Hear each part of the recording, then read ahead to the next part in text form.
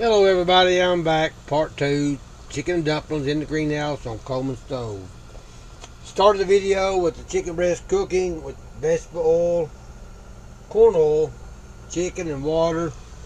Added canned biscuits for the dumplings, let that cook a while.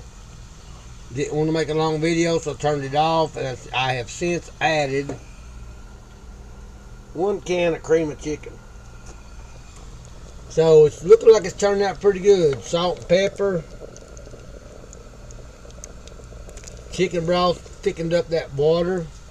I just had chunks of chicken, canned biscuits, vegetable oil, corn oil, canola oil, until it cooked in, and then I added the chicken broth. So it looks like it's turned out pretty good. Chicken and dumplings. A lot of black pepper, salt, canned biscuits makes the dumplings. Turned out pretty good. In the greenhouse cooking on Coleman stove. Chicken dumplings. Made out of canned biscuits, cream of chicken, canned chicken, chicken dumplings. Thank y'all for watching. I'll be back with something else. Another recipe, another day.